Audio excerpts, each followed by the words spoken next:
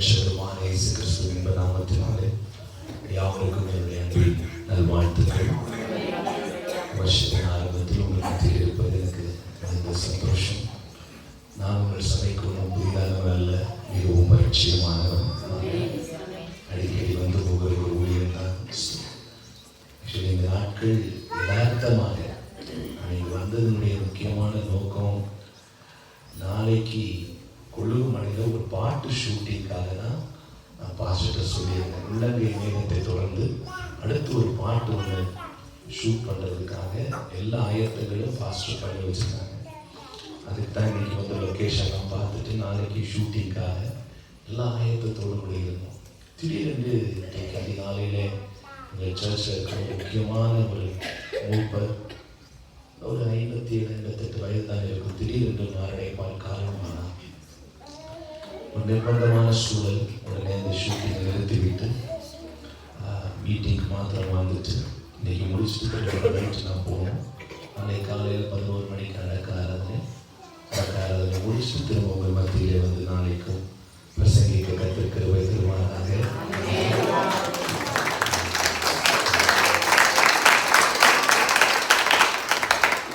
நேசிக்கிற அருமையான தேவனுடைய ஊழியர் திருடத்திலிருந்து தரிசனத்தை பெற்று திருச்சபையை இவ்வளோ மகிமையாய் கட்டி எழுப்பிக் கொண்டிருப்பதை பார்க்கும் பொழுது உங்களுடைய கத்தரை சோதரிக்கிறேன். உங்கள் திருச்சபையுடைய எக்ஸ்டென்ஷன் பணிகளுக்காக நான் கத்தரை துதிக்கிறேன்.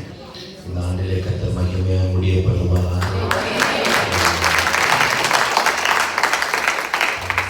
கிராண்ட் டெடிகேஷனை நம்ம பார்க்க போகிறோம். எல்லாருக்கும் ஒரு சமூகத்தில்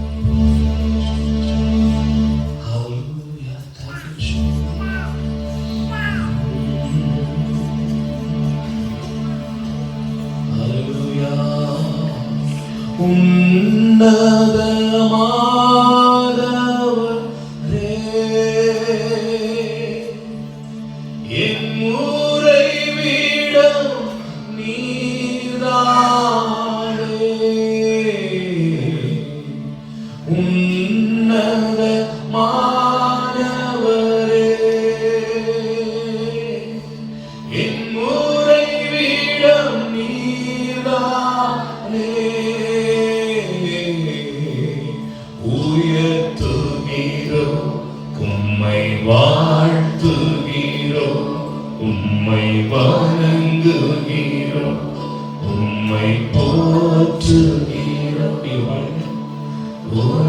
உயர்த்துகிறோம், உம்மை வாழ்த்துகிறோம், உம்மை வணங்குகிறோம், உம்மை போற்றுகிறோம். ஓ நெருக்கப்படுவோம் அடைக்கலமே, நெருக்கடி வேளையில் புகழிட வேண்டும். நெருக்கப்படுவோம் அடைக்கலமே, நெருக்கடி வேளையில் புகழிடவே,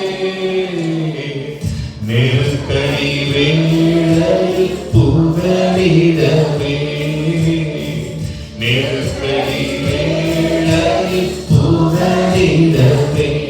உம்மை முழு இதயத்தோடு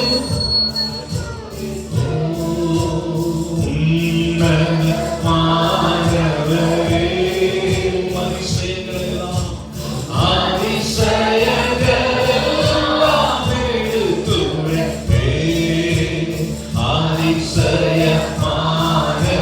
அதிசயமானவரே, உன்னதமானவரே, உன்னதமானவரே,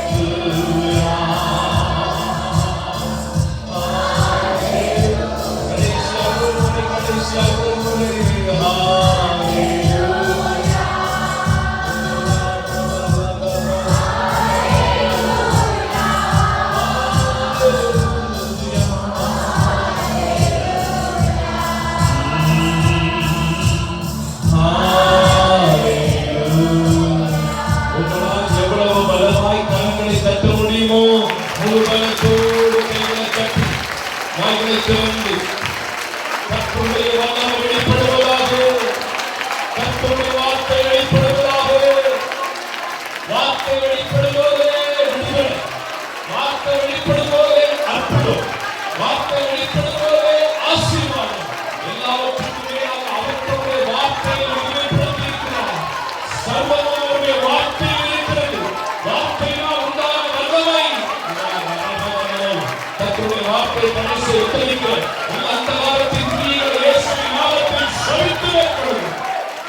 ஆவியானவர் ஜெயமளிக்கிறார். இயேசுவின் நாமத்தில் கேட்கிறோம் நல்ல பிதாவே. அல்லேலூயா, அல்லேலூயா, அல்லேலூயா. என்னாகமத்தின் புஸ்தகம், என்னாகமத்தின் புஸ்தகம் 16வது அதிகாரம். என்னாகமத்தின் புஸ்தகம் 16வது அதிகாரம் 48வது வசனத்தினுடைய கடைசி வார்த்தையை நான் உங்களுக்கு வாசிக்கிறேன். ஆம், என்னாகமம் 16வது அதிகாரத்தில் கடைசி 48வது வசனத்தினுடைய கடைசி வார்த்தை,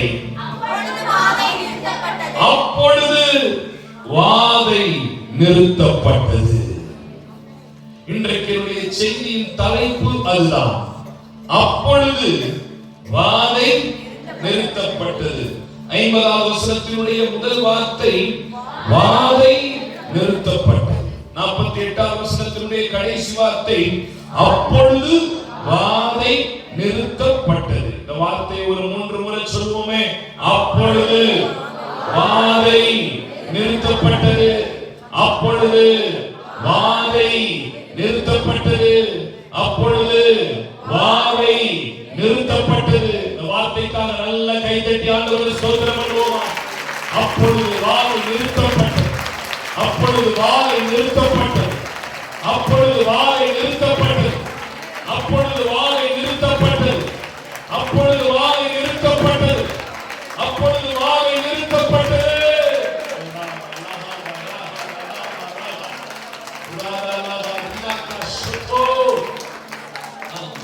வாதை நிறுத்தப்பட்டது ஒண்ணே. நான் ஏதோ பாஸ்டர் சுகரை பத்தி பேசுறார் போல, பிரஷரை பத்தி பேசுறார் போல, அல்சர் வியாதியை பத்தி பேசுறார் போல, ஹார்ட் அட்டாக் பத்தி பேசுறார் போல, கேன்சரை பத்தி பேசுறார் போல, ஏதோ வாதைனா இனிமேல் இந்த வருஷம் வராது அப்படின்னு சொல்றார் போல அப்படின்னு நீங்க தப்பா நினைக்க கூடாது.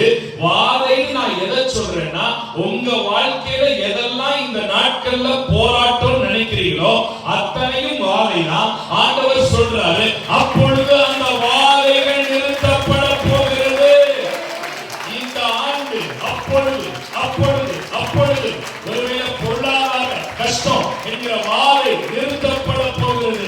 கடன் பிரச்சனை என்கிற வாதை நிறுத்தப்பட போகிறது. இல்லாமை என்கிற வாதை நிறுத்தப்பட போகிறது.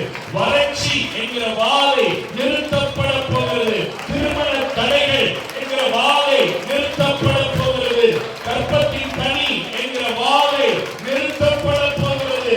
போராட்டங்கள் நிறுத்தப்பட போகிறது. எதிர்ப்பு என்கிற வாதை நிறுத்தப்பட போகிறது. அங்கலாய்ப்பு என்கிற வாதை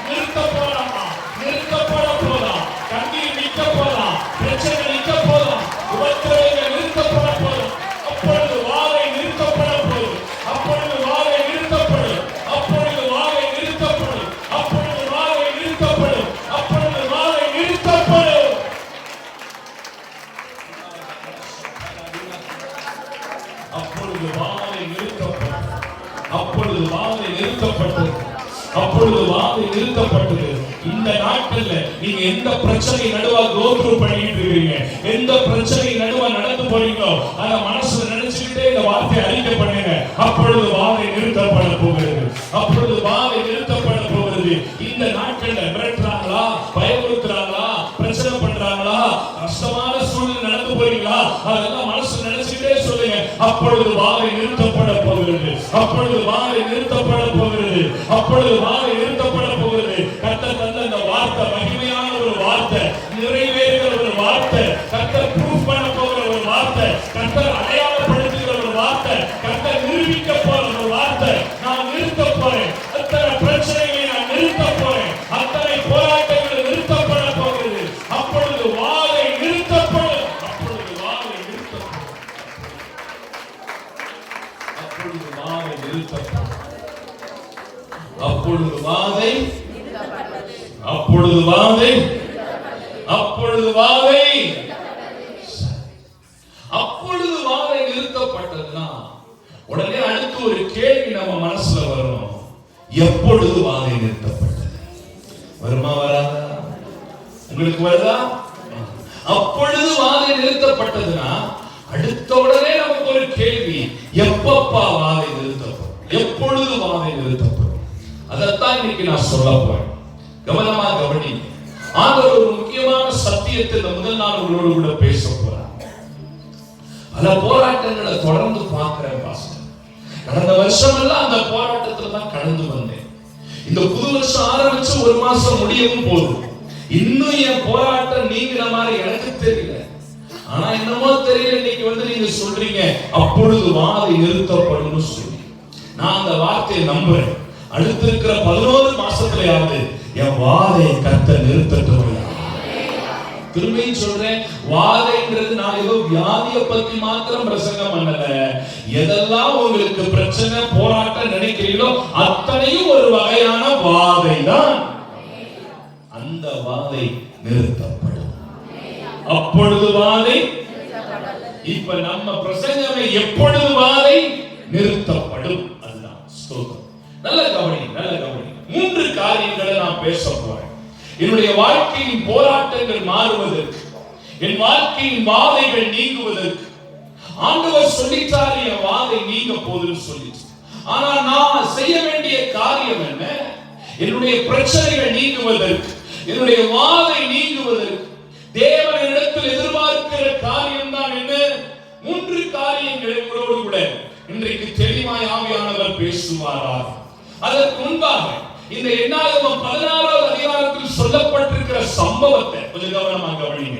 தெளிவா உங்களுக்கு சொல்லி அதிலிருந்து 3 காரியங்களை நாம் இன்றைக்கு தியானிக்க போகிறோம். கவனமா கவனிங்க, கவனமா கவனிங்க. பைபிள் இப்ப படிக்க வேண்டாம், பைபிள் இப்ப பார்க்க வேண்டாம். நான் சொல்லும் பொழுது பைபிள் பார்த்தா போதும். இப்பொழுது நீ கவனிக்கும்படியா கேட்கிறேன். அந்த 3 பிள்ளைங்க விளையாடிட்டு இருக்காங்க, அவங்கள கொஞ்சம் சரி செய்ய முடியாதா? ஸ்தோத்திரம். கர்த்தர் நல்லவர். அவங்கள அப்படி கொஞ்சம் ஒரு ஓரத்துல விளையாட வைக்கலாம். ஸ்தோத்திரம். அந்த சேலை கட்டி விளையாடுறதெல்லாம் அப்புறம் வச்சுக்கலாம். கொஞ்ச நேரம் வார்த்தையை கவனிக்க வைக்கலாம். கர்த்தர் நல்லவர். கவனி கவனி. சரி, அப்ப நடக்கிற சம்பவம் என்ன அப்படின்னா, நல்ல கவனமா கவனிக்கணும் இந்த சம்பவத்தை. இஸ்ரவேல் அப்படிங்கிற ஒரு பெரும் கூட்டம், ஐயா கவனமா கவனிங்க. இஸ்ரவேல்ங்கிற ஒரு பெரும் கூட்டம், ஏறக்குறைய 40 லட்சத்துக்கு மேற்பட்ட ஜனங்கள். அவர்கள் 430 வருஷமா எகிப்துல பார்வோனுடைய அடிமைத்தனத்தில் இருக்கிறார். இஸ்ரவேலர்கள் என்றால் யார்? அழைக்கப்பட்டவர்கள், தெரிந்து கொள்ளப்பட்டவர்கள், முன்குறிக்கப்பட்டவர்கள், கர்த்தருடைய பிள்ளைகள். இவர்கள் 40 லட்சத்துக்கு மேல இருக்கிறாங்க. ஆனா 430 வருஷமா எகிப்துல பார்வோனுடைய அடிமைத்தனத்தில் இருக்கிறார். பார்வோனும் எகிப்தியரும் இந்த இஸ்ரவேலரை ரணமாய் கொடுமைப்படுத்தினார்கள். செங்கல் அறுக்க வைத்தார்கள், வைக்கோல் அறுக்க வைத்தார்கள், பெண்களை மானபங்கப்படுத்தினார்கள், ஆங்காங்கு சில இஸ்ரவேலரை கொன்று புதைத்தார்கள். 24 மணி நேரத்துல இந்த பார்வோன் மன்னன் இஸ்ரவேலரை 2 மணி நேரம் தான் தூங்க விடுவான். நீ 22 மணி நேரமும் வேலை வாங்குவான். நொய்யோடு நெய் வைத்து புடைத்தான், கொடுமைப்படுத்தினான், வன்கொடுமைப்படுத்தினான். அப்படி 430 வருஷம் இந்த ஜனங்கள் அடிமைத்தனத்தை அனுபவித்தார்கள். கவனிக்கிறீங்களா? அப்ப ஒவ்வொரு நாளும் நோக்கி ஜெபித்தார். ஆண்டவரே, யெகோவா தெய்வமே, எங்களுக்கு ஒரு விடுதலை கிடையாதா? ஒவ்வொரு நாளும் சாகுறோமே என்று தெய்வத்தை நோக்கி ஜெபித்தார். ஆண்டவர் 430வது வருஷத்தில் அவர்களுடைய ஜெபத்தை கேட்டு அவர்களுக்கு ஒரு புரட்சி ஆணை, ஒரு இரட்சகனை ஏற்படுத்தினார். இன்றைக்கு கூட ஆண்டவர் சொல்றாரு, ரொம்ப வருஷமா போராட்டத்தை அனுபவிக்கிறீங்களா? ரொம்ப வருஷமா கஷ்டத்தின் பாதையில போயிட்டு இருக்கிறீங்களா? இன்றைக்கு கர்த்தர் அதிலிருந்து ஒரு விடுதலையை தர வல்லமை உள்ளவராய் இருக்கிறார். நம்ப கூடுமானால் கர்த்தரை ஸ்தோத்திரிக்கிறேன். நீண்ட நாட்கள் போராட்டங்களுக்கு நிச்சயமாக முடிவு உண்டு. நீண்ட நாட்கள் போராட்டங்களுக்கு நிச்சயமாய் முடிவு உண்டு. They are under this day more than 430 years. 430 வருஷத்துக்கு மேலாக அடிமைப்பட்டிருந்தவர்களை ஒவ்வொரு நாளும் ஜெபித்தார்கள். ஆண்டவர் ஒரு இரட்சகனை ஏற்படுத்தினார். அவன் பெயர்தான் மோசே. அவனை கொண்டு பார்வோனுக்கு முன்பாக பலவிதமான அற்புதங்களையும் அதிசயங்களையும் அடையாளங்களை நடப்பித்து 40 லட்சத்துக்கு மேற்பட்ட இந்த ஜனத்தை விடுதலையாக்கி செங்கடலை பிளந்தார்கள். யோர்தான் பின்னிட்டு போனது, எரிகோ விழுந்தது. கேட்டபொழுது காடை கிடைத்தது, கேட்டபோது மன்னா கிடைத்தது. எதிர்த்து வந்த ராஜாக்களை அழித்தார், எதிர்த்து வந்த ராஜ்யங்கள் அழிக்கப்பட்டது. பகலிலே அவர்களை குடியிருப்பதற்கு மேலே ஒரு மேக ஸ்தம்பம் புறப்பட்டு போனது. இரவிலே அவர்களுக்கு வெளிச்சம் காட்டுவதற்கு ஒரு அக்கினி ஸ்தம்பம் புறப்பட்டு போனது. அவர்கள் போட்டிருந்ததான உடைகள் பழமையாய் போகவில்லை, அவர்கள் போட்டிருந்த பாதரட்சைகளும் பழமையாய் போகவில்லை. 40 வருஷமா போட்ட சட்டையவே போட்டாலும் பழசாவே போகாத ஒரு சட்டை. இதுல என்ன பெரிய அதிசயம்னா, 38ஆம் நம்பர் சட்டை வாங்கினவன் 40ஆம் நம்பருக்கு வளர்ந்த போது சட்டையும் 40க்கு வளருது, 42க்கு வளர்ந்தால் சட்டையும் 42க்கு வளருது. கால இருக்கிற செருப்பு கூட வளர்ந்துகிட்டே போது, தேயவும் மாட்டேங்குது. அப்படி கர்த்தர் மகிமையாய் அவர்களை நடத்தினார், ஆச்சரியமாக நடத்தினார். 40 வருஷ காலங்கள் வனாந்தர பயணம். எங்கே கொண்டு போனார்? the promised land என்று அழைக்கப்படுகிறதான வாக்குத்தத்தத்தின் பூமி என்று சொல்லப்படுகிற கானானை நோக்கி கர்த்தர் அவர்களை வழிநடத்தி கொண்டு போனார். என் கூட பயணித்து வர்றவங்க ஒரு ஆமென் சொல்லுங்க பாப்பா. இப்ப கானானுக்குள்ள போனதுக்கு பின்னாடி ஒரு சம்பவம் நடக்குது. அந்த சம்பவம் தான் என்ன ஆகும்? 16வது அதிகாரம். நல்ல கவனிங்க, நல்ல கவனிங்க, நல்ல கவனிங்க. என்ன சம்பவம் நடக்குது அப்படின்னா, வழிநடத்தி வந்தது 2 பேர், மோசேயும் அவரோடு கூட ஆரோனும். மோசேயும் அவரோடு கூட இவங்க 2 பேரும் தான் இந்த 40 லட்சத்தை வழிநடத்தி கர்த்தரால் முன்குறிக்கப்பட்டவர்களை அழகா கானானுக்குள்ள கொண்டு வந்துட்டார். இப்ப இந்த இஸ்ரவேலர்ல 4 பேர் எழும்புறாங்க. நல்ல கவனிக்கணும், 4 பேர் எழும்புறாங்க. ஒருவனுடைய பெயர் கோராகு, இன்னொருவனுடைய பெயர் தாத்தான், இன்னொருவனுடைய பெயர் அபிராம், இன்னொருவனுடைய பெயர் ஓனா. ஆக கோராகு, தாத்தான், அபிராம், ஓன் என்கிறதான 4 பேர் எழும்பி, நல்ல கவனிங்க, நல்ல கவனிங்க, நல்ல கவனிங்க. நான் பைபிள் படிக்க சொல்லும்போது பைபிள் பாருங்க, இப்ப நீங்க கவனிங்க. இந்த 4 பேர் எழும்பி இஸ்ரவேல்ல ஒரு 250 பேரை பொறுக்கி எடுக்கிறாங்க.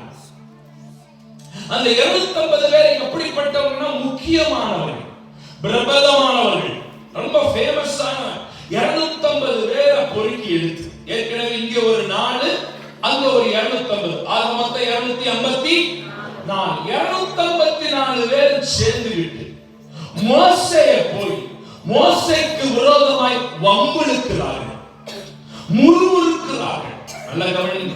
மோசேயை பார்த்து சொல்றாங்க, ரொம்ப பண்ணிட்டு இருக்கீங்க மோசே, ஆரோன், நீங்க ஓவரா பண்றீங்க.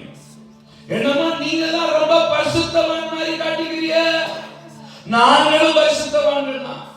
எங்க கிட்ட ஏசப்பா இருக்கிறார், நாங்க சோமன்னா அவர் கேட்பாரு. என்னமா நீங்க தான் தலைவர் ஆகல, நீங்க தான் பாஸ்டர் ஆகல, நீங்க மட்டும் தான் பாட்டு பாடுவீங்களாம்ல, நீங்க மட்டும் தான் பிரசங்கம் பண்ணுவீங்களாம்ல, நீங்க மட்டும் தான் ஊழியம் செய்வீங்களாம்ல, உங்க குடும்பம் மட்டும் தான் எல்லாம் செய்யுமாம்ல, நாங்களும் செய்வோம். எங்களே அழைச்சிருக்கிறார், நாங்களும் பரிசுத்தவான்க, எங்களுக்கு பிரசங்கம் பண்ண தெரியும், எங்களுக்கு பாட்டு பாட தெரியும் அப்படின்னு மோசேக்கும் ஆரோனுக்கும் விரோதமாக இந்த 254 பேரும் வம்பு பண்றாங்க.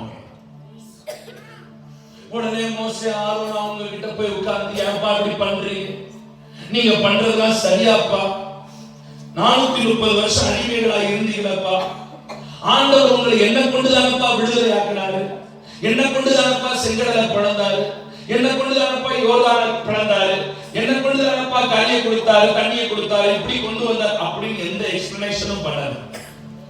மாறாக மோசேயும் ஆரோனும் தேவனுடைய பாதத்தில் விழுந்து கிடந்தார்கள். நான் இன்னைக்கு உங்களுக்கு சொல்றேன், நல்ல கவனிங்க.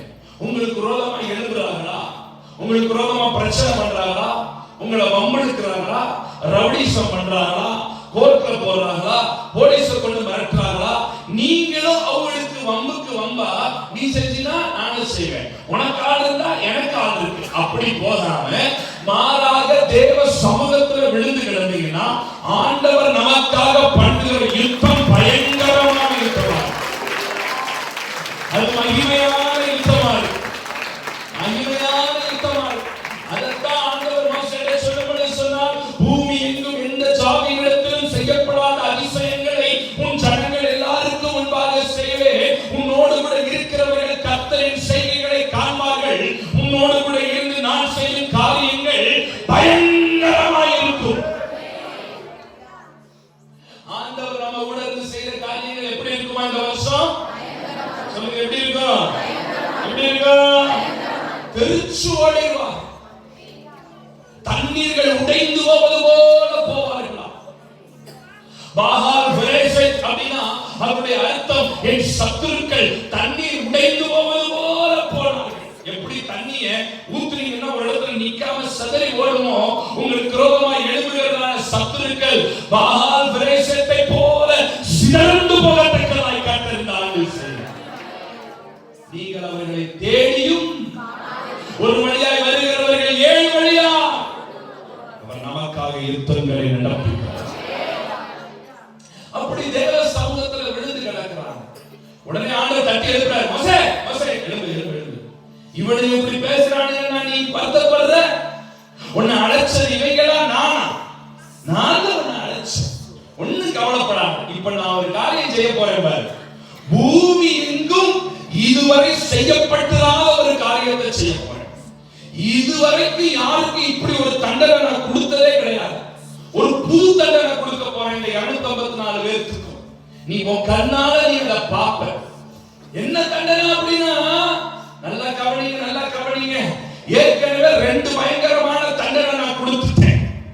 ஆபிரகாமுடைய லோத்தோட காலத்துல நெருப்பை கொண்டு பூமியை அழிச்சேன், சோதம் குமராவை அழிச்சேன். நீங்க பைபிள் படிச்சிருந்திருப்பீங்க. சோதம் குமராவை கர்த்தர் அக்கினியினால் சுட்டெரித்தார். ஏன் தெரியுமா? பாவத்தினுடைய கொடூரம், எந்த ஜனத்தினிடத்திலும் செய்யப்படாத அசுத்தமான பாவங்கள், ஹோமோசெக்ஸ், ஆணும் ஆணும் புணர்வது, பெண்ணும் பெண்ணும் புணர்வது, ஆணும் பெண்ணும் மிருகத்தோடு புணர்வது, இப்படிப்பட்ட அருவருப்புகள் நிறைந்ததான சோதம் குமராவை கர்த்தர் அன்றைக்கு அக்கினியை கொண்டு அழித்தார். அதன் பின்பு ரோம் என்கிற நகரம், சரித்திரத்தை படித்து பாருங்கள், ரோம் என்கிற நகரம் பற்றி பிடித்து எரிந்தது. ஏன் தெரியுமா ரோம் நகரம் பற்றி பிடித்து எரிந்தது? அந்த நாட்களிலே இருந்ததான நீரோ என்கிறதான ஒரு மன்னன் அந்த அங்கே இருந்ததான யூதர்களை, கிறிஸ்தவர்களை வன்கொடுமைப்படுத்தினான். அவன் படுத்தின பாடு என்னவென்றால், ஒரு கிறிஸ்தவனை கம்பத்தில் கட்டி வைத்து எண்ணெய் ஊற்றி எரித்து அந்த வெளிச்சத்திலே அவன் உட்கார்ந்து கறி சாப்பிடுவானா. அந்த அளவுக்கு கொடூரமாக இஸ்ரவேல் ஜனங்களை, ரோம ஜனங்களை அவன் கொன்று குவித்தான். அந்த ரோம மன்னனாகிய நீரோ என்கிறவன், ஆண்டவருடைய கோபம் ரோம் நகரிலே பற்றி பிடித்த பொழுது ரோம் நகரம் பற்றி கொண்டு எரிந்தது. அப்பொழுது நீரோ மன்னன், சரித்திரத்தை படித்து பாருங்கள், பிடில் வாசித்துக் கொண்டே அவனும் நெருப்பில் சுட்டு செத்து போனதை நீங்கள் பார்க்க முடியும். அதற்கு பின்பு இப்பொழுது 3ஆவதாக ஒரு மிகப்பெரிய அக்கினி வானத்திலிருந்து கொட்டப்பட்டிருக்கிறது. அமெரிக்க ஐக்கிய நாடுகளிலே அங்கே இருக்கிறதான கலிபோர்னியா மாநகரத்திலே மிகப்பெரிய அக்கினி பற்றி பிடித்து எரிந்து கொண்டிருக்கிறது. ஏன் தெரியுமா? அங்குதான் ஹாலிவுட் என்று சொல்லப்படுகிற நிர்வாண படங்கள், அசுத்த படங்கள், செக்ஸ் படங்களை அங்கே ஷூட் பண்ணி தேசமெங்கிலும் பாவத்திலே கூகுளிலே இப்படிப்பட்ட படங்களை வெளியிட்டு லட்சக்கணக்கான கோடிக்கணக்கான பிள்ளைகளை அசுத்தத்திற்குள்ளே உள்ளடக்கியதான இருக்கிறது. என்றைக்கு ஒரு மனிதன், என்றைக்கு ஒரு தேசம் பாவம் செய்வோ அங்கு கர்த்தருடைய கோபம் புறப்பட்டு வருகிறதாயிருக்கும். நெருப்பினால நான் அழித்தேன். லோத்துடைய காலத்துல நெருப்புல அழித்தேன். அப்படி கொஞ்சம் பின்னாடி வந்தா நோவாவுடைய காலத்துல ஜலத்துல அழிச்சு, பூமியெங்கும் ஒரு ஜீவன் இல்லாதபடிக்கு ஜலத்தினால அழித்தேன். ஆக லோத்துடைய காலத்துல நெருப்புல கண்டோம். ஆபிரகாமுடைய காலத்துல சொல்றோம், லோத்து ஆபிரகாமுடைய காலத்துல நெருப்புல கண்டோம். நோவாவுடைய காலத்துல தண்ணீரை கண்டோம். அப்ப நெருப்புல கண்டோம், தண்ணீரை கண்டோம். இப்ப நான் தரப்போற கண்டம் ஒரு புது கண்டம். இந்த கண்டத்துக்கு பேரு பூமி கண்டம்னு பேரு. என்ன கண்டம்? என்ன நடந்துச்சா? ஆண்டவர் சொல்றாரு மோசேக்கு ஆரோனையும், நீ எல்லாம் விலகிடுங்க. அந்த 254 பேர் இருக்காங்கல்ல, அவங்க இருக்கிற இடத்துல மட்டும் ஒரு மிகப்பெரிய பூமி அதிர்ச்சி உண்டானது. முதல் முறையாக பூமி பிளந்து அந்த தாத்தானையும் அபிராமையும் கோதாவையும் ஓனானையும் அந்த 250 பேரையும் அவருடைய ஜீவன்கள், அவருடைய உறவுகள், அவருடைய தட்டுமுட்டுகள், அவருடைய பண்டபாடிகள், அவருடைய கூடாரங்கள் அத்தனையும் உயிரோடே விழுங்கி போட்டது. Such a cruel punishment, such a terrible punishment. மூன்றாவது மிகப்பெரிய தண்டனை இது. பைபிள்ல குறிக்கப்பட்டிருக்கிற மூன்றாவது மிகப்பெரிய தண்டனை பழைய ஏற்பாட்டில் காலத்தில். அவ்வளவு பேர் செத்துட்டாங்க. 254 பேர் அவங்க கூட இருந்தவங்க அத்தனை பேர். நல்ல கவனிங்க, நல்ல கவனிங்க. இது இன்னைக்கு நடந்திருக்கு வச்சு ஒரு கற்பனை. இன்னைக்கு நடந்தது. மறுநாள் அடுத்த நாள்லயே திரும்ப கொஞ்சம் பேர் மோசேக்கு விரோதமா வர்றாங்க. ஒரு டீம் வருது. இந்த டீம் எதுக்கு வருதுன்னா, அந்த டீமை பூமி விழுகிறதுனால மோசே கிட்ட அவங்களுக்காக இவங்க வக்காலத்து வாங்கி சண்டை போட வர்றாங்க. கொஞ்சம் பேர் வந்து மோசேயை பார்த்து கேட்கிறாங்க, பொசுக்கு கோவப்பட்டீங்க, நீங்க பேசாட்டி 250 பேரை கொண்டுட்டீங்க, கொள்றதுக்கு ஆண்டவர் உங்களை கொண்டு வந்தாரு. இது ஒரு நல்ல தலைவன் பண்ற வேலையா? ஒரு பெரிய மனுஷன் பண்ற வேலையா? பொசுக்கு கோவப்பட்டு அமுட்டு வேலையை கொண்டுட்டீங்க அப்படின்னு கொஞ்சம் பேர் பிரச்சனை பண்ண வர்றாங்க. திரும்ப மோசே ஆரோன் வீட்டை உட்கார்ந்து, நான் என்னப்பா பண்ணுவேன்? அவங்க முறுமுறுத்தாங்க, அவங்க எனக்கு விரோதமா வந்தாங்க, ஆண்டவர் கோவப்பட்டார், ஆண்டவர் கொண்டுட்டாரு, நான் என்னப்பா பண்ண முடியும்? அப்படிலாம் விளக்கம் சொல்லுது.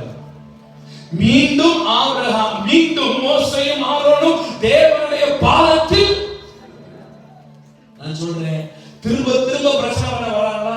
திரும்ப திரும்ப உபவாசம் பண்ணி திரும்ப பிரச்சனை பண்ணிட்டே இருக்காங்க. பாஸ்டர் விடவே மாட்டேங்கிறாங்க. எதையாவது ஒண்ணு கொண்டு வந்து எதையாவது ஒண்ணு ஒம்படுத்திட்டே இருக்காங்க. திரும்ப திரும்ப ஜெபம் பண்ணு.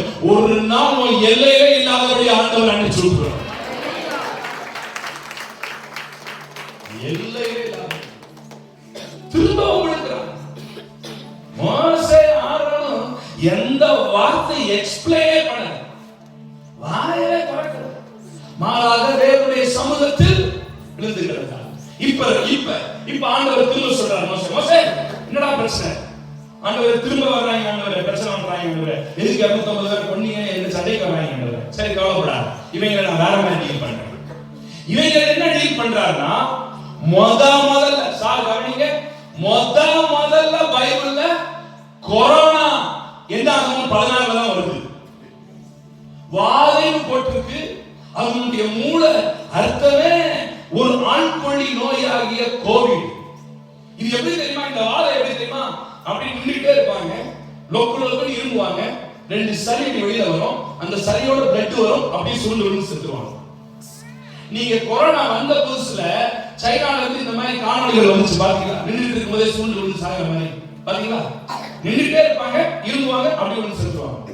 இது முதல்ல வந்தவே இங்கதான்.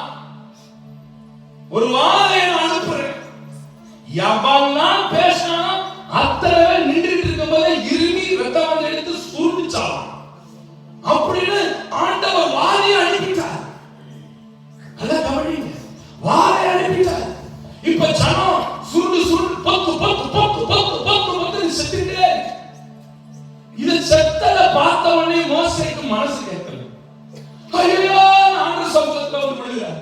ஆண்டவரே வேணாண்டவரே, நிறுத்துங்க ஆண்டவரே. இதே மோசே தான் இப்படி வம்பெடுக்கிறாங்களேன்னு போய் அழுதாரு. கேட்டு ஆண்டவர் என்ன செய்யறாரு? ஆளை போட்டு தள்ளுறாரு. போட்டு தள்ளனே அதையும் பார்த்து மனசு கேட்கல, ஆண்டவரே நிறுத்துங்க நிறுத்துங்க. இதான் ஒரு நல்ல தகப்பனுடைய இருதயம்.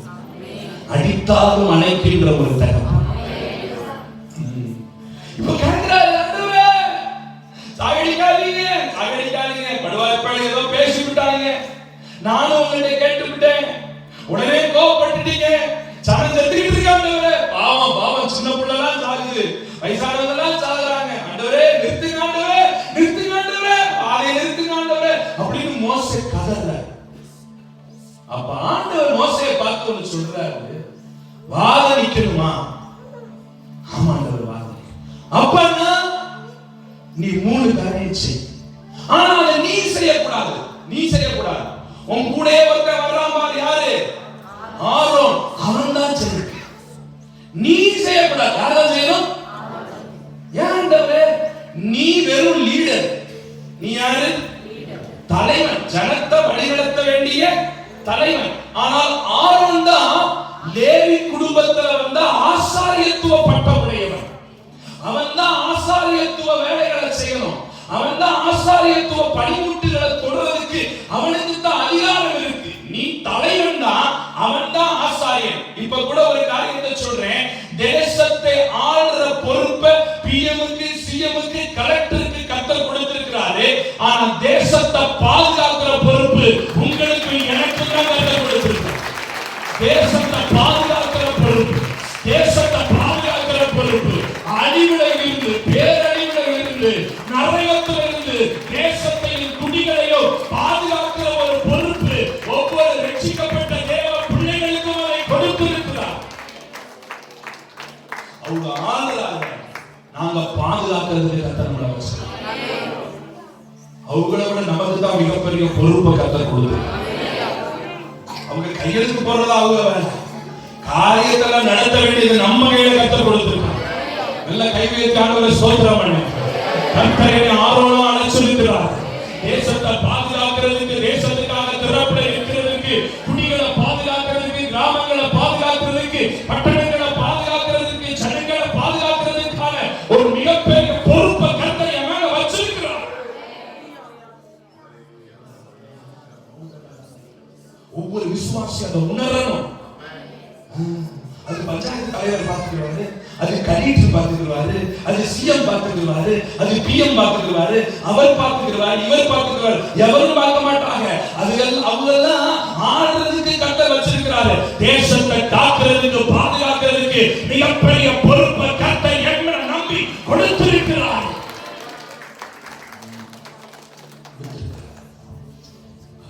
ஆண்டவர் சொல்றார், மோசே பார்த்து ஆரோனை கூப்பிடுறார். ஆரோனை செய்ய சொல்லுங்க வேலை. 3 வேலை அவன் தான் செய்யணும். சரி ஆண்டவரே, அவரே செய்யணும். என்ன ஆண்டவரே செய்யணும்? அந்த 3 வேலை என்ன ஆண்டவரே அப்படி? இப்ப நான் அந்த 3 வேலையை சொல்ல போறேன். நான் ஒவ்வொன்றா சொல்லும் பொழுது நீங்க என் கூட சேர்ந்து சொல்லணும். சொல்லுவீங்களா? சொல்லுங்க. முதல் வேலை என்னன்னா எடுத்துக்கொள். சொல்லுங்க பாப்போம். சொல்லுங்க, எடுத்துக்கொள். சொல்லுங்க பாப்போம், சத்தமா சொல்லுங்க. இரண்டாவது ஓடு. சொல்லுங்க பாப்போம். மூன்றாவது நில். சொல்லுங்க பாப்போம். 3 காரியம்: எடுத்துக்கொள், ஓடு, நில்லு. எடுத்துக்கொள். இவ்வளவு பேருக்கு கம்மியா சத்தம் வருது. எடுத்துக்கொள், ஓடு, நில்லு. எடுத்துக்கோ, ஓடு, நில்லு. எடுத்துக்கோ, ஓடு, நில்லு. எதை பாஸ்டர் எடுக்கணும்? எங்க பாஸ்டர் ஓடணும்? எங்க பாஸ்டர் நிக்கணும்? நான் ஒவ்வொன்னா சொல்லுவேன். சரி, இப்ப நல்ல கவனி. இப்ப இந்த 3 வேலை யார் தான் செய்யணுமா? ஆசாரியனாகிய ஆரோன் தான் செய்யணும். என்ன வேலை செய்யணும்? எடுக்கிறது அவர் தான் எடுக்கணும், ஓடுறது, நிக்கிறது. இப்ப ஆரோனுக்கு என்ன வயசு இருக்குன்னு நினைக்கிறீங்க? ஆரோனுக்கு என்ன வயசு இருக்குன்னு நினைக்கிறீங்க? சரி, இதுல இந்த என்னாகும் 16 ஒரு வரல வச்சுக்கிட்டு யாத்ராகமம் 7:7 போங்க பாப்போம். யாத்ராகமம் 7:7 போங்க. ஒரு வசனம் படிங்க. யாத்ராகமம் 7:7. அவர்கள் ஆரோனோட பேசும் பொழுது, அவர்கள்னா மோசேயும் ஆரோனும் மோசேக்கு 80 வயது, ஆரோனுக்கு 83 வயதுமாய் இருந்தது. மோசேக்கு என்ன வயசா? ஆரோனுக்கு ஆரோனுக்கு அப்ப யார் மூத்தது? எத்தனை வயசுக்கு? 3 வயசுக்கு மூத்தவர். அப்ப மோசேக்கு ஆரோன் என்ன வேணும்? அண்ணன் வேணும். 3 வயசுக்கு மூத்தவர், 83 வயசு. யாத்திராகமம் 7:7. இப்ப என்ன ஆகும்? 16 வரும் பொழுது என்னுடைய வேத ஆராய்ச்சிப்படி ஒரு 10 வருஷம் கழிஞ்சிருச்சு. ஒரு 10 வருஷம் ஆயிடுச்சு. இப்ப என்ன ஆகும்? 16 ஆரோனுக்கு என்ன வயசு? 90. மோசேக்கு இப்ப 93 வயசு. தாத்தா செய்ய போற வேலையை சொல்றேன் நான். செஞ்ச வேலையை சொல்றேன் நான். ஆமா, 93 வயசு தாத்தா யாரு? ஆரோன். 3 காரியம் செய்ய சொல்றார். எடுத்துக்கோ, ஓடு, நில்லு. அங்க என்ன? இங்க கவனிக்கணும். எடுத்துக்கோ, ஓடு, நில்லு அப்படின்னு சொல்றார். இப்ப இதுக்கு முன்னாடி இவ்வளவு நேரம் நான் சொன்னதெல்லாம் உண்மைதானா, இல்ல இந்த மனுஷனா கதை விடுறானா அப்படிங்கறத கொஞ்சம் செக் பண்ணி பார்த்துட்டு அப்புறம் அந்த 3 காரியம் என்னங்கறத எக்ஸ்பிளைன் பண்ணி ஜெபம் பண்ணி முடிக்க கர்த்தர் நமக்கு கிருபை தருவாராக. என்னாகமத்தின் புத்தகம் 16 திருப்பிடுங்க, வாசிக்கலாம். 1வது வசனத்திலிருந்து 4வது வசனம் வரைக்கும் வாசிங்கோ. லேவிக்கு பிறந்த கோகாத்தின் குமாரனாகிய இத்சேயாரின் மகன் கோராகு என்பவன் ரூபன் வம்சத்தில் உள்ள எலியாவின் குமாரராகிய தாத்தான் அபிராம் பேலாத்தின் குமாரனாகிய ஓனையும் இந்த 4 பேரையும் கூட்டிக் கொண்டு இஸ்ரவேல் புத்திரரின் சபைக்கு தலைவர்களுக்கு, எப்படிப்பட்டவர்களாம்? இஸ்ரவேல் புத்திரரின் சபைக்கு தலைவர்களாம், சங்கத்துக்கு அழைக்கப்பட்டவர்களாம், பிரபலமானவர்களுமாகிய 250 பேரோடு கூட மோசேக்கு விரோதமாய் எழும்பி மோசேக்கும் ஆரோனுக்கும் விரோதமாக கூட்டம் கூடி அவர்களை நோக்கி நீங்க மிஞ்சி போகிறீர்கள். நம்மளோட பாஷையில ஓவரா போறீங்க. நாங்களும் பரிசுத்தவான்கள் தான். கர்த்தர் எங்க கூட இருக்கிறாரு. இப்படி இருக்க கர்த்தருடைய சபைக்கு மேலாக ரொம்ப உங்களை பீதிக்கிறீங்க அப்படின்னு சொல்றாங்க. 4வது வசனத்துல மோசே அதை கேட்ட பொழுது தேவ சமூகத்தில் முகங்குப்புற விழுந்தான். ஒரு அல்லேலூயா சொல்லுவோமே. இவங்களுக்கு ஏற்பட்ட தண்டனை என்ன? அதையும் படிச்சிருவோம். படிங்க. 30வது வசனம், 30, 31, 32 படிங்க பாப்போம். கர்த்தர் ஒரு புதிய காரியத்தை நேரிடச்சே. அதான் சொன்னேன், கர்த்தர் ஒரு புது தண்டனை கொடுக்கிறார். ஏற்கனவே லோத்துடைய காலத்துல தண்ணீர கண்டோம், நோவுடைய காலத்துல தண்ணீர கண்டோம், லோத்துடைய காலத்துல நெருப்புல கண்டோம். இப்போ ஒரு புதிய காரியத்தை நேரிட செய்தார். பூமி தன் வாயை திறந்து அவர்கள் உயிரோடு பாதாளத்தில் இறங்கத்தக்கதாக அவர்களையும் அவர்களுக்கு உண்டான யாவையும் விழுங்கி போட்டதினால் இந்த மனிதர் கர்த்தரை அவமதித்தார் என்பதை இந்த மனிதர்கள் மோசேயும் ஆரோனையும் அவமதிக்கவில்லை. யாரை அவமதித்தார்களா? நல்லா கவனிங்க. யாரை அவமதித்தார்களா? அப்ப ஒரு விஷயத்தை நல்லா புரிஞ்சுக்கணும். நல்லா கவனிங்க. ஒரு ஊழியக்காரனுக்கு விரோதமாய் பேசுவது ஊழியரை அவமதிப்பதல்ல, தேவனை அவமதிப்பதற்கு சமமாய் இருக்கிறது. அதான் வசனம் ரொம்ப தெளிவா போடப்பட்டிருக்கிறது. இவர்கள் யாரை அவமதித்தார்கள்? சொல்லுங்க. எந்த ஊழியருக்கு விரோதமா பேசாதீங்க, எந்த ஊழியருக்கு விரோதமா விமர்சிக்காதீங்க, எந்த ஊழியருக்கு விரோதமா எழுதாதீங்க. நான் இப்படி கூட சொல்வேன், ஆர்சில ஊழியம் செய்கிற ஃபாதர் சிஸ்டருக்கு விரோதமா கூட நம்ம பேசக்கூடாது. கர்த்தருடைய நாமத்தின் நிமித்தம் வேதத்தை தூக்கி ஊழியம் செய்கிற யாருக்கு விரோதமாகவும் பேசுவதற்கு கர்த்தர் நம்மை அழைக்கவில்லை. ஆமென் சொல்றீங்களா?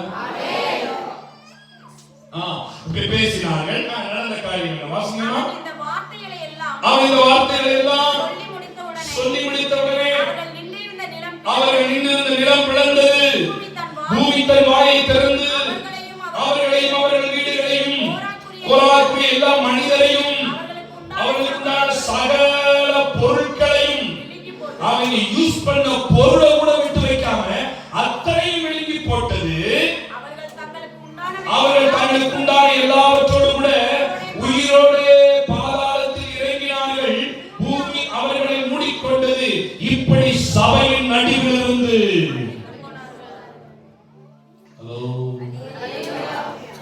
கொடூரமான ஒரு 250 பேரை கொண்டாலும் பரவாயில்ல, அவர் கூட இருந்தவங்க, அவன் சொந்தக்காரங்க, வந்தக்காரங்க, அவன் யூஸ் பண்ண பொருள், அவங்க கூடாரம், குக்கர், வாஷிங் மிஷின், கிரைண்டர் எல்லாத்தையும்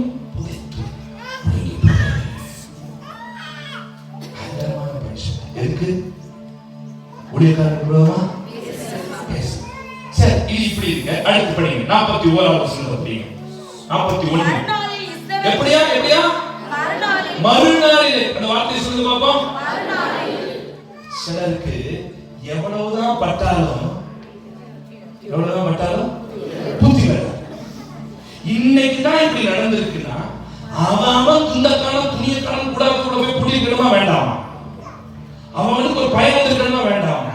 ஆத்தாடி என்னையும் தான் கூப்பிட்டா, என்னையும் தான் 250 பேர் என்னையும் தான் கூப்பிட்டா, நல்ல வேலை நாங்க ஒரு வேலை இருக்குன்னு போனேன், இல்லைன்னா நானே முன்னாடி போய் சேர்ந்து எங்க போயிருப்போம் அப்படின்னு அவன் பயந்து உள்ள போயிருக்கணுமா வேண்டாமா?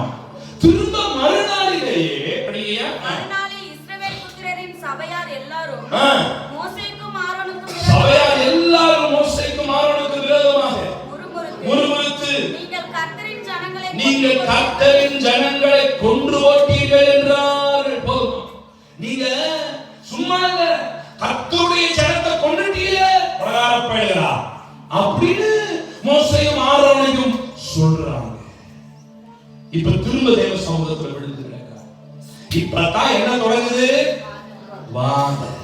வாத தொடங்குற உடனே நல்லா கவனிங்க, மோசே தேவ சமூகத்துல விழுந்து கிடக்கிறார். ஆண்டவர் சொல்றாரு, ஆரோனை கூப்பிடு, 3 காரியத்தை செய்ய சொல்லு. அது என்னென்ன காரியங்கள் நான் சொல்றேன். இன்றைக்கு அந்த காரியங்களை சபை செய்யும் என்றால் கர்த்தர் எல்லா வாதைகளையும் சபையின் நடுவிலிருந்து எடுத்து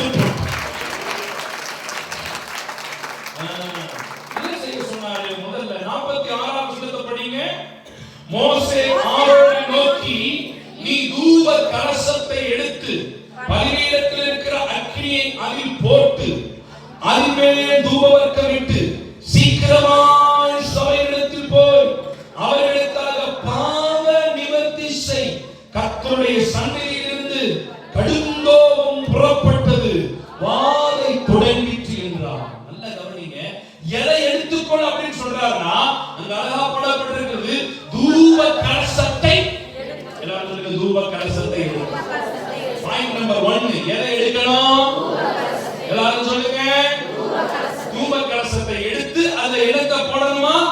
அக்கினியை போட்டு ஜனங்களை என்ன செய்ய? ஜனங்களை பாவ நிவர்த்தி செய். ஜனங்களை முதல் காரியம் நல்ல கவனிங்க, வாதை நிறுத்தப்படணும்னா தூப கலசத்தை உன் கரத்துல எடுத்துட்டு ஜனங்களை பாவ நிவர்த்தி செய்யி. ஆண்டவர் என்ன சொல்ல வர்றாருன்னா, வாதை நிறுத்தப்படணும்னா ஜனங்கள் பரிசுத்தமாக்கப்படணும், ஜனங்கள் பாவத்திலிருந்து விடுதலை பெறணும். ரகசிய பாவம், விட முடியாத பாவம், அசுத்த பாவம், அருவருப்பு பாவம், அந்தரங்க பாவம் இன்னும் ஜனத்தின் நடுவுல இருந்துகிட்டே இருந்துச்சுன்னா வாதை ஒரு நாள் என்ன செய்யப்படாது. புரிஞ்சவங்க ஆமென் சொல்லுங்க. இப்ப வாதை எதனால வருது? பொதுவா வாதை எதனால வரும்? வியாதி எதனால வரும்? குளிக்காம பாண்டையா இருந்தாலும் என்ன வரும்? வருமா வராதா? மாசக்கணக்கா குளிக்காம இருந்தா கண்டதையும் கண்ட நேரத்துல உள்ள தள்ளினா கூட என்ன வரும்? அன்டைம்ல சாப்பிடுறது, அன்னெசரி ஃபுட் சாப்பிடுறது, ஓவரா உள்ள இறக்குறது, இப்படி கண்டதை இறக்குனா கூட என்ன வரும்? வியாதி வரும். ஆனா இங்க வந்த வியாதி குளிக்காதனால வந்த வியாதி இல்ல, கண்டதை சாப்பிட்டதுனால வந்த வியாதி இல்ல. இந்த வியாதி 100% தேவ மனுஷனுக்கு விரோதமா எழும்புனதுனால வந்த வியாதி. புரிஞ்சவங்க ஆமென் சொல்லுங்க பாப்போம். அப்ப வியாதி வர்றதுக்கு ஒரு முக்கியமான காரணம் பாவத்தின் சம்பளம் மரணம். ஐயா, ஏன் வியாதி வருது? ஏன் வாழை வருது? ஏன் பிரச்சனை வருது? ஏன் போராட்டம் வருது? ஏன் பிரச்சனை மேல பிரச்சனை, உபத்திரவத்துக்கு மேல உபத்திரவம், திரும்ப திரும்ப பிரச்சனை பண்றாங்க, திரும்ப திரும்ப போராட்டம்னா செக் பண்ணி பாருங்க, ஏதோ ஒரு இடத்துல ஒரு பாவம் ஒட்டிக்கிட்டு இருக்குது. இப்ப ஆமென் பலமா வராதுன்னு எனக்கு தெரியும். ஏன்னா அது நீங்களாதான் வாழ என்ன செய்யப்படுமா? கர்த்தருக்கு பிரியமில்லாத ரகசியத்தை அந்தரங்கத்தை விட முடியாத ஏதோ ஒரு இச்சை, ஏதோ ஒரு அருவருப்பு, ஏதோ ஒரு அசுத்தம் உங்கள் வாழ்க்கையில் ஒட்டி இருக்கிற வரைக்கும், ஐயா அம்மா நல்லா சொல்றேன், நீங்க எவ்வளவுதான் ஜெபம் பண்ணாலும், எவ்வளவுதான் உபவாசம் பண்ணாலும், எவ்வளவுதான் கண்ணீர் விட்டாலும், 4 மாடி இல்ல 7 மாடி 8 மாடி 9 மாடிக்கு போனாலும் ஒண்ணும் நடக்கிறது கிடையாது. ஏன்னா நான் பரிசுத்தமாக்கப்பட வேண்டும். ஆமென். நம்ம பரிசுத்தமாக்கப்படணும்.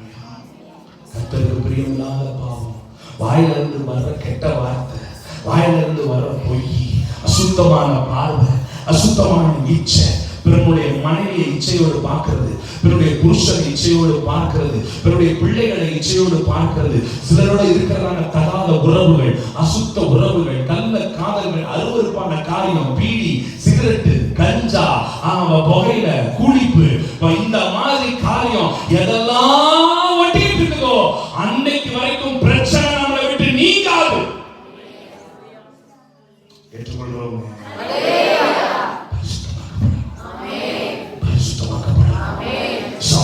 பரிசுத்தப்படுத்த விரும்புகிறார். ஜனங்களை கர்த்தர் பரிசுத்தப்படுத்த விரும்புகிறார். விசுவாசிகளை கர்த்தர் பரிசுத்தப்படுத்த விரும்புகிறார்.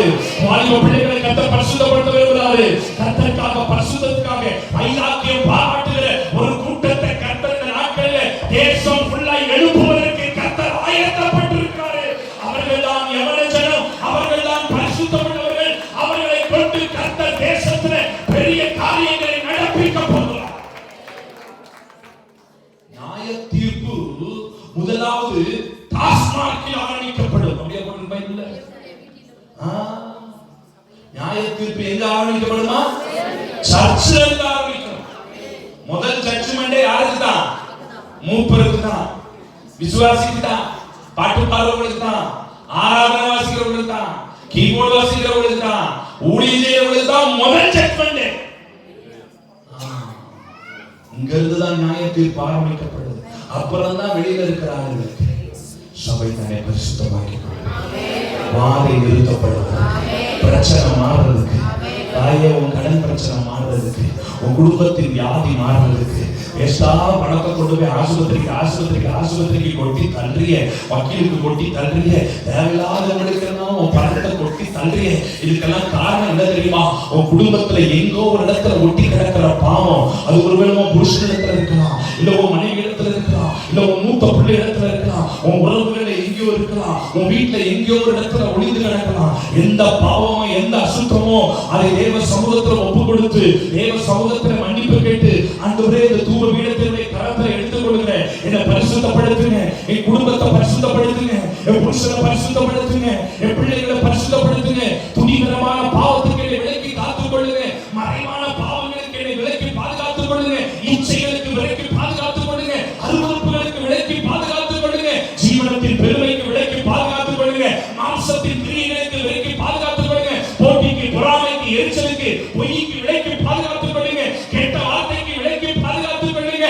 இப்படிப்பட்ட பரிசுத்தம் எனக்கு உண்டாயிருக்கட்டும். சபை ஜெபம் பண்ணுவீங்களா? கண்ணமூடி ஜெபம் பண்ணுங்க பாப்பா, கண்ணமூடி ஜெபம் பண்ணுங்க பாப்பா. இப்பவே ஜெபம் பண்ணுங்க, இப்பவே ஜெபம் பண்ணுங்க. இந்த முதல் குறிப்புக்காக இப்பவே ஜெபம் பண்ணுங்க, முதல் குறிப்புக்காக இப்பவே ஜெபம் பண்ணுங்க. தேவன் விரும்புகிற பரிசுத்தம் இந்தியாவிலே சொல்லப்பட்டிருக்கிறது. கர்த்தர் நேசிக்கிற ஒரு பரிசுத்தம் உண்டாக இருக்க வேண்டும். கர்த்தர் நேசிக்கிற ஒரு பரிசுத்தம் உண்டாக இருக்க வேண்டும். கர்த்தர் நேசிக்கிற ஒரு பரிசுத்தம் உண்டாக இருக்க வேண்டும். கர்த்தர் நேசிக்கிற ஒரு பரிசுத்தம் உண்டாக இருக்க வேண்டும். வாலிப தம்பி, நீ நினைக்கலாம் எப்படி பாஸ்டர் ஓவர்கம் பண்ண முடியும், எப்படி பாஸ்டர் ஜெயிக்க முடியும்? நீங்கள் அந்த பாதையில கடந்துதான் வந்திருப்பீங்க பாஸ்டர். எனக்கு புரியுது தம்பி, உன் பிரச்சனை எனக்கு புரியுது. ஆனாலும் உன்னை என்னால சொல்ல முடியும், உன்னை பலப்படுத்துகிற கிறிஸ்துவினாலே, உன்னை பலப்படுத்துகிற கிறிஸ்துவினாலே எல்லாவற்றையும் செய்யறதுக்கு உனக்கு பலன் உண்டு. பாவத்தின் மீது ஜெயமெடுக்க உனக்கு முடியும். ஆமென், உனக்கு முடியும். உன் ஆசீர்வாதத்தை தடுத்துக்கிட்டு இருக்கிற, உன் எதிர்காலத்தை தடுத்துக்கிட்டு இருக்கிற, நீ உயர்த்தப்படுவதற்கு தடுத்து கொண்டிருக்கிற தேவையில்லாத காரியங்களை வெட்டி தூக்கி எறிந்து விடு. வெட்டி தூக்கி எறிந்து விடு. வெட்டி தூக்கி எறிந்து விடு. வெட்டி தூக்கி எறிந்து விடு. வெட்டி தூக்கி எறிந்து விடு. நீ ஆசீர்வதிக்கப்படணும். உன் எதிர்காலம் நல்லா இருக்கணும். உன் 30வது வயது நல்லா இருக்கணும். உன் 35வது வயது நல்லா இருக்கணும். உனக்கு நல்ல மனைவி கிடைக்கணும். உனக்கு நல்ல புருஷன்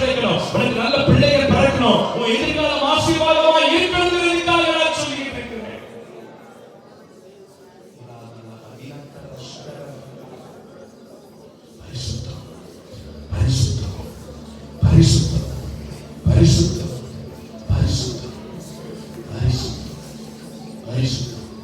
அதைத்தான் சொல்றாரு, தூப பீடத்தை உன் கரத்தில் எடுத்துக்கோ, ஜனங்களை பரிசுத்தம்.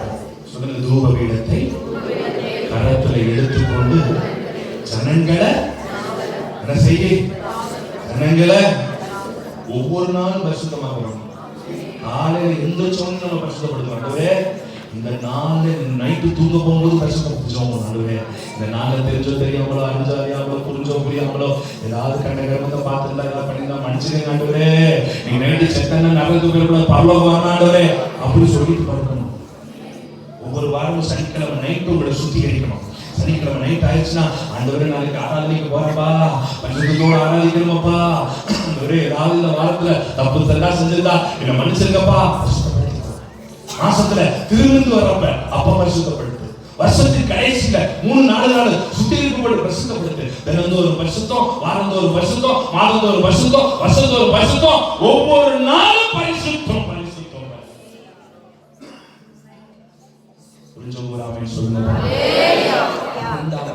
இரண்டாவது அதுதான் நான் சொன்னேன், எடுத்துக்கொள், தூப பீடத்தை எடுத்துக்கொள். இரண்டாவது 47வது வசனத்தை மோசே சொன்னபடியே ஆரோன் அதை எடுத்துக்கொண்டு சபையின் நடுவே ஓடினான். அதான் இரண்டாவது பாயிண்ட். ஓடினான், ஜனங்களுக்குள்ளே வாளை தொடங்கி இருந்தது. அவன் தூபம் வறுக்க போட்டு சரி ஜனங்களுக்காக பாவ நிவர்த்தி செய்து. இப்ப இரண்டாவது 47வது வசனம், மோசே சொன்னபடியே ஆரோன் அதை எடுத்துக்கொண்டு ஜனத்தின் நடுவில் அவன் இரண்டாவது சொன்னேன் ஓடு அப்படின்னு. இப்ப நல்லா கவனிங்க சார் கவனிங்க, அம்மா என்ன கவனிங்க. இப்ப நான் கேட்கறதுக்கு நான் பதில் சொல்றேன். மோசேக்கு ஆரோனுக்கு எத்தனை வயசுன்னு சொன்னேன்? எத்தனை வயசு? 93 வயசு. நல்லா கற்பனை பண்ணுங்க, நான் சொல்றதெல்லாம் அப்படியே கற்பனை பண்ணுங்க. வயசு 93 வயசு. தாத்தா இவர் கையில பிடிச்சிருக்காரு இந்த தூப பீடம், தூப கலசம். இது 22.5 கிலோ. எத்தனை கிலோ? 22.5 கிலோ. இப்ப ஆசாரியத்துவத்துக்கு ஒரு உடுப்பு இருக்கு, ஒரு அங்கி இருக்கு. அது நீங்க லேவியர் ஆகமத்துல படிச்சு பாத்தீங்கன்னா போட்டு இப்ப படிக்க வேண்டாம். நிறைய கோட்டு கோட்டா போட்டு கடைசியில ஒரு பெரிய அங்கி ஒண்ணு கீழே வரைக்கும் தொங்கும், சாமியார் அங்கி மாதிரி இப்படி தொங்கும். இதுல கல்லு பதிச்சிருப்பாங்க. அதாவது இஸ்ரவேல் ஜனங்களுடைய கோத்திரத்தின் லக்கத்திற்கு தகுந்தாற் போல கல்லுகள் பதிக்கப்பட்டிருக்கும். ஒரு கல்லு ஒரு 1/2 கிலோ இருக்கும். அப்படி கல்லு பதிச்சிருப்பாங்க. மண்டைக்கு மேல ஒரு பெரிய தொப்பி, ஒரு பெரிய பானை ஒண்ணு தொங்குது. இப்ப இந்த அங்கிக்கு கீழே பாத்தீங்கன்னா சுத்தியில மணிகள் தொங்கும். ஒரு மணிக்கு இன்னொரு மணிக்கு நடுவுல மாதுளை பழம் பிஞ்சுகள் தொங்கும். இதெல்லாம் லேவியராகமத்துல படிச்சு பாத்தீங்கன்னா இருக்கும். இதெல்லாம் ஆசாரியத்துவத்தினுடைய உடுப்பு, டிரெஸ். என்ன? அங்கி, கல்லு, தொப்பி, கையில தூப பீடம், சுத்திலும் மணியை சுத்திலும் ஒரு மணிக்கு இன்னொரு மணிக்கு நடுவுல மாதுளம் பழம் பிஞ்சுகள். இத்தனையும் இவர் சுமக்கணும். வயசு எத்தனை? 93. இப்ப நல்லா கவனிங்க, இஸ்ரவேல்ல இப்ப 40 லட்சம் பேர் இருக்கிறாங்க. அதுல ஒரு 1 லட்சம் பேர் வாதையில அப்படி இப்படி செத்துட்டாங்கன்னா 39 லட்சம் பேர் இருக்காங்க. கற்பனை பண்ணி பாருங்க, 39 லட்சம் பேர் இருக்காங்க. 39 லட்சத்தை 1 by 1 நிக்க வச்சா எத்தனை கிலோமீட்டர் நிப்பாங்க?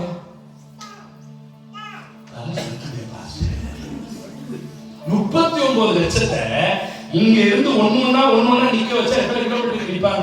எத்தனை கிலோமீட்டர் நிப்பாங்க? கற்பனை பண்ணியே பார்க்க முடியும். எங்க மாவட்டம், தமிழ்நாட்டுல எங்க மாவட்டம் திண்டுக்கல் மாவட்டம் 10 தாலுகா இருக்கு. அதுல உலக பிரசித்தி பெற்ற 2 தாலுகா இருக்கு. ஒன்னு இன்டர்நேஷனல் டூரிசம் பார்ட்னு சொல்லப்படுற கொடைக்கானல், இன்னொன்னு அறுவடை வீடுகளில் ஒரு வீடு என்று அழைக்கப்படுகிற பழனி. 10 தாலுகாக்களை உள்ளடக்கிற எங்க மாவட்டத்துல மொத்தம் 25 லட்சம் இருக்காங்க.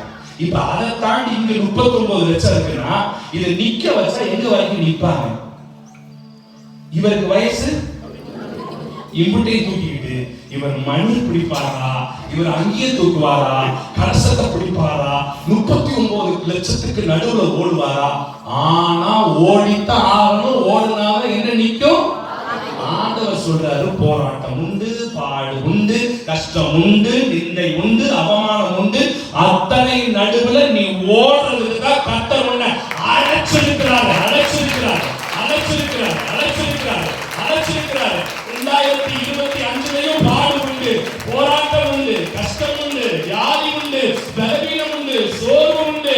இப்ப முதல் வருஷம் ஆரம்பிக்கும் போதே ஆரம்பிச்சிருச்சு. பல போராட்டங்கள் இருந்தாலும் நின்றாத, நின்றாத, சோர்ந்து போயிடாத, விழுந்துறாத, உட்கார்ந்துறாத, பலட்சியப்பட்டாத, உடாய்த்து போயிடாத. தொடர்ந்து ஓடுறதுக்கு, தொடர்ந்து ஓடுறதுக்கு, தொடர்ந்து ஓடுறதுக்கு ஆண்டவர் இந்த ஆண்டு உன்னை பலப்படுத்துவாரே. ஓடித்தான் ஆகணும். நல்ல கைதட்டி அந்நிய பாஷையில பேசு. ஓடுறதுக்கு ஒரு பலன் தரார் ஆண்டவர். ஓடுறதுக்கு ஒரு பலன் தரார் ஆண்டவர்.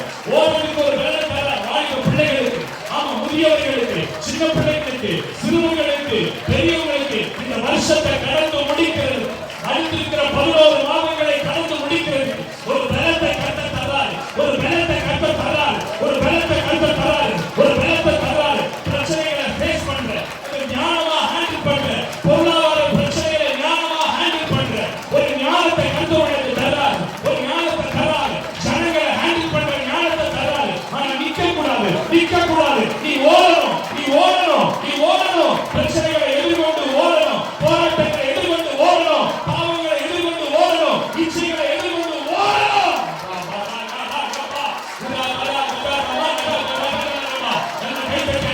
பேசி ஓடுறதுக்கு ஒரு பலன் தரார், ஓடுறதுக்கு ஒரு பலன் தரார், ஓடுறதுக்கு ஒரு பலன் தரார்.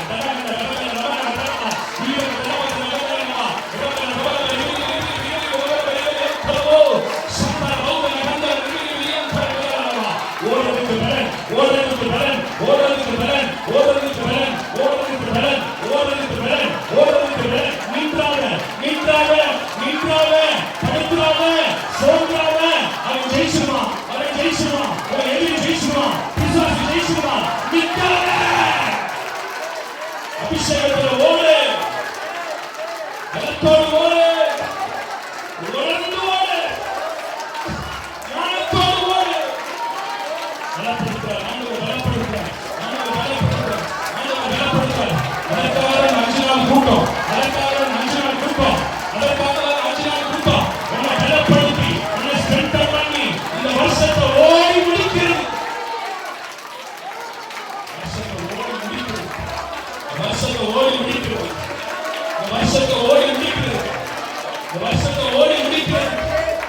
உனக்கு ஒரு பலன் தரார், உனக்கு ஒரு பலன் தரார், உனக்கு ஒரு பலன் தரார், உனக்கு ஒரு பலன் தரார்.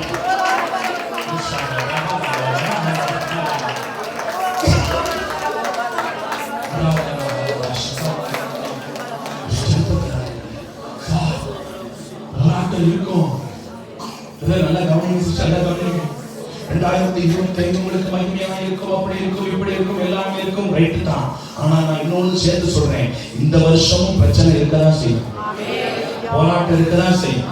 ஐயா, மூக்குன்னு ஒண்ணு இருந்தா சரி ஒண்ணு புடிச்சுட்டு தான் இருக்கும். வாழ்க்கைன்னு ஒண்ணு இருந்தா டிசைனா ஒண்ணு போக இன்னொரு ஒரு பிரச்சனை வந்துகிட்டே தான் இருக்கும். ஆனா சோர்ந்து நின்றார், பலட்சியப்பட்டு போயிடாரு, தொங்கிறாரு, மண்டையை கொண்டு போய் கொடுத்துறாரு, பாய்ச்சல் அடிச்சு செத்துறாரு. ஓடி ஜெயிக்கிறது உனக்கு. நீ சோர்ந்துட்ட, நீ உட்கார்ந்துட்ட, பிசாசு ஜெயம் எடுத்துரும். ஆண்டவர் தோக்கடிச்சாரு, பிசாசு ஜெயத்தை கொடுத்துறாரு. வந்தது வரட்டும், பார்த்துக்கலாம். எவ்வளவோ பார்த்துட்டா இதையும் பார்க்க மாட்டோமா? எத்தனை வருஷத்தை கடந்து வந்துட்டு இதையும் கிடைக்க மாட்டோமா?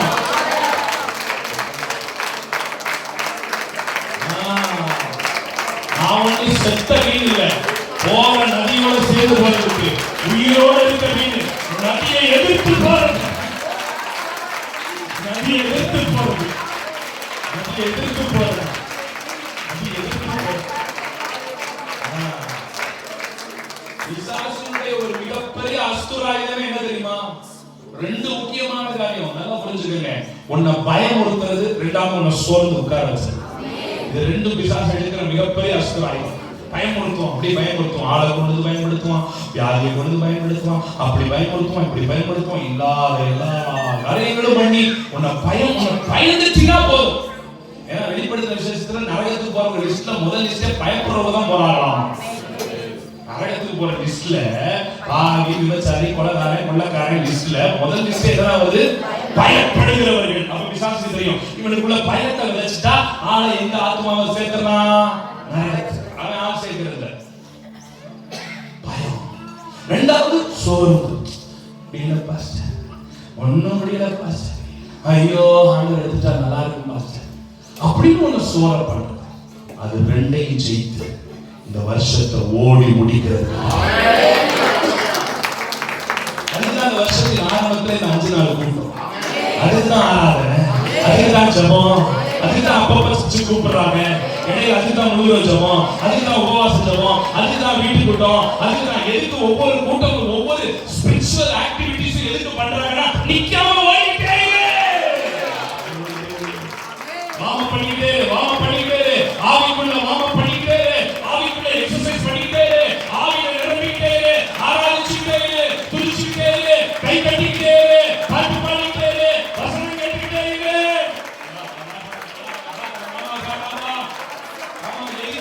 எதுக்கு இந்த ஸ்பிரிச்சுவல் ஆக்டிவிட்டிஸ்லாம் பண்றாங்க?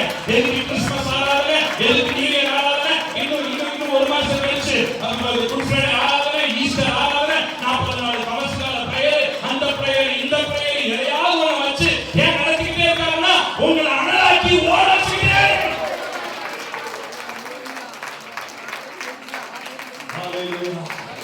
இந்த முகத்தை பார்த்து பார்த்து போராடிச்சுன்னா திண்டுக்கல்ல இருந்து ஒரு முகத்தை இறக்கி, அதுக்கப்புறம் மதுரையில இருந்து ஒரு முகத்தை இறக்கி, அடுத்து சென்னையில இருந்து ஒரு முகத்தை இறக்கி, எதையாவது ஒண்ணு இறக்கி இனி ஓட வைக்கிறேன்.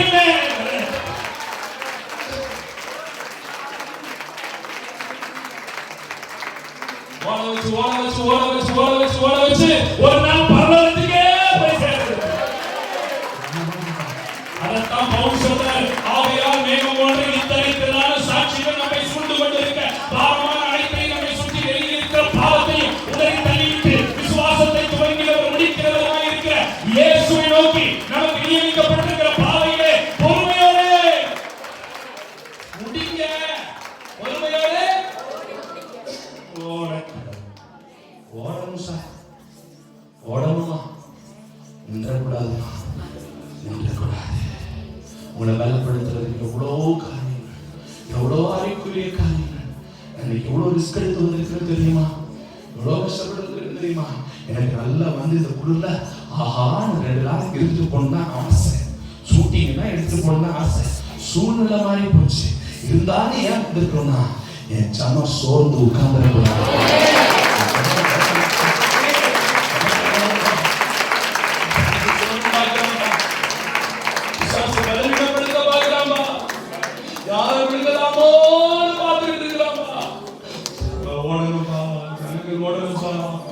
புருஷனால வர போராட்டம், மாமியாரால வர போராட்டம், மனைவியால வர போராட்டம், பிள்ளைகளால வர போராட்டம், குடும்பத்தினரால வர போராட்டம், பொருளாதார போராட்டம், வியாதி போராட்டம், பல போராட்டத்துல ஜனம் சிக்கி தவிக்குது. நின்ற கூடாது, அதை மீறி ஓடுறதுக்கு ஒரு பலன் வேண்டும்.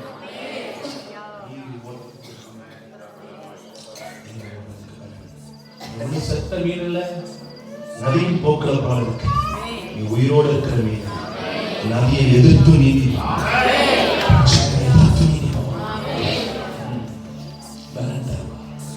ரெண்டு காரியம் சொன்னேன்.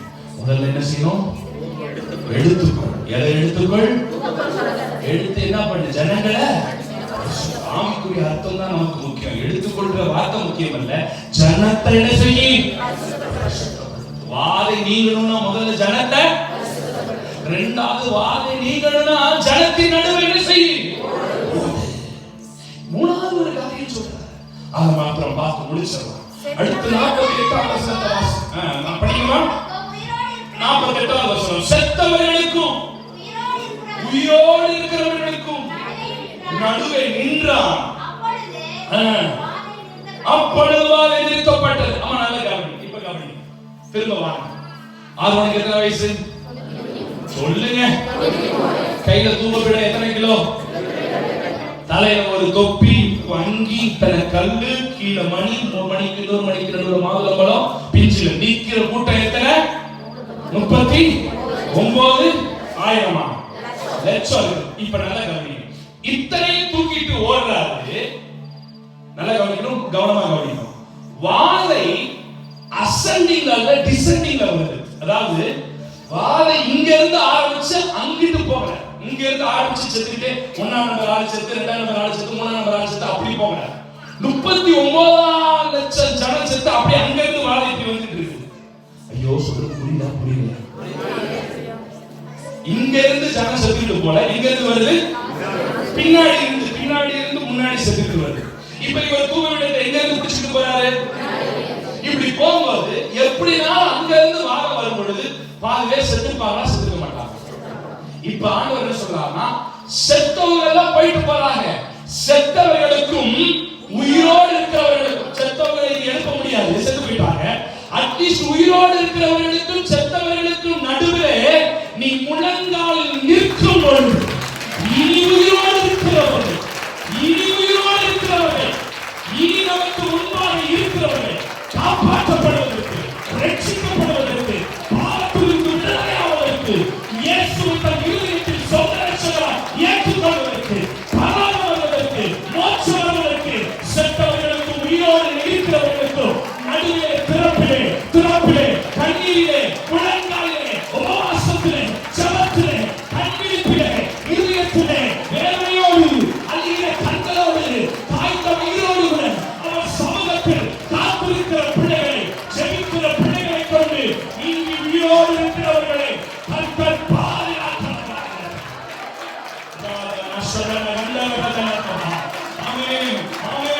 செத்தவர்களுக்கு உயிரோடு இருக்கிறவர்களுக்கு, செத்தவர்களுக்கு உயிரோடு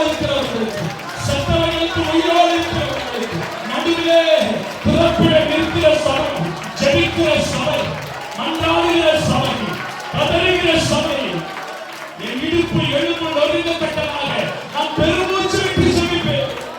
என் கண்கள் நதி குளமாய் மாறும்படியாக புறாவை போல என் கண்கள் இருந்தால் எத்தனை அளவாய் இருக்க வேண்டி ஜெபிக்கிற ஒரு கூட்டம், ஜெபிக்கிற ஒரு சபை. எல்லாம் கவனிக்கணும். அவன் பேர் செத்துட்டாங்க. கொரோனா 1வது, 2வது, 3வது, 4வது பாதி பேர் செத்துட்டாங்க. கேரளாவோட வயநாட்டுல வெள்ளத்துல பாதி பேர் செத்துட்டாங்க.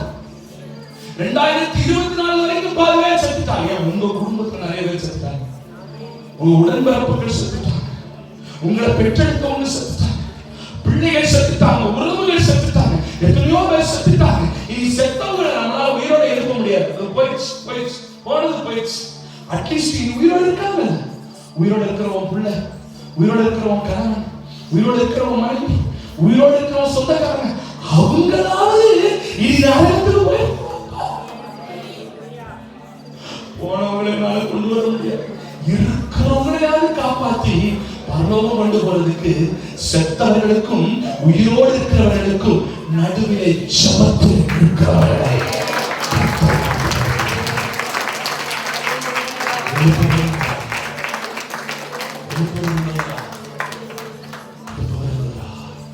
என்றைக்கு சபை ஜெபிக்குமோ, என்றைக்கு தேவ ஜனங்கள் ஜெபிப்பார்களோ, அன்றைக்கு இனி இருக்கிறவர்களை நம்ம காப்பாற்ற முடியும்.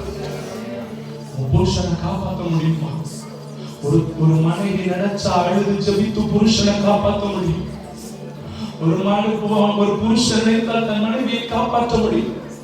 பிள்ளைகள் பெற்றோர் நினைத்தால் உன் குடிகார பிள்ளை நீ ஜெபித்து காப்பாற்ற முடியும். கண்ணீர்ல அதிகாலையில எழுதி ஜெபிக்கிறது, இரவுல ஜெபிக்கிறது, நைட்ல பாத்ரூம் வரும்பொழுதுதான், ஒன் பாத்ரூம் போயிட்டு வந்து ஒரு 2 குறிப்புக்காக ஜெபம் பண்ணிட்டு பாடு. அதிகாலையில எழுதிட்டால் ஜெபம் பண்ணுங்க, ராத்திரில ஜெபம் பண்ணுங்க, நேரம் கிடைக்கும் போதெல்லாம் ஜெபம் பண்ணுங்க. உங்களை ஜெபம் பண்ணிக்கிட்டே இருக்க சொல்ல, குட்டி குட்டியா டைம் கிடைக்கும் போது ஒரு 2 குறிப்பு, ஒரு 3 குறிப்பு, ஒரு 2 குறிப்பு, ஒரு 4 குறிப்பு, ஒரு 5 குறிப்பு, குட்டி குட்டியா ஜெபம் பண்ணி வைங்க. அதுதான் ஆண்டவர் சொல்றாரு, இடைவிடாமல் ஜெபம் பண்ணுங்க. அப்படின்னா வேலை வெட்டியெல்லாம் விட்டுட்டு நேரா ரூமை பூட்டிட்டு 24 மணி நேரம் ஜெபம் பண்ணிக்கிட்டே அப்படி இல்லை. அப்ப யாரு சோறு போடுவா, யாரு பாத்திரம் கழுவா, யாரு வீட்டு வேலை பார்ப்பா? அதனுடைய அர்த்தம் அப்படி இல்லை. எப்பயுமே ஒரு ஜெப மூடுல இருந்துகிட்டே இரு, ஆண்டவரை துதிச்சுக்கிட்டே இரு, நேரம் கிடைக்கும் போதெல்லாம் ஜெபம் பண்ணிக்கிட்டே இரு. அந்தி சந்தி மத்தியான வேலைகள்ல தியானம் பண்ணி முறையிடு. எப்பெல்லாம் டைம் கிடைக்குதோ, நடக்கும் போது ஜெபம் பண்ணு, உட்காரும் போது ஜெபம் பண்ணு, பயணிக்கும் போது ஜெபம் பண்ணு, நேரம் கிடைக்கும் போதெல்லாம்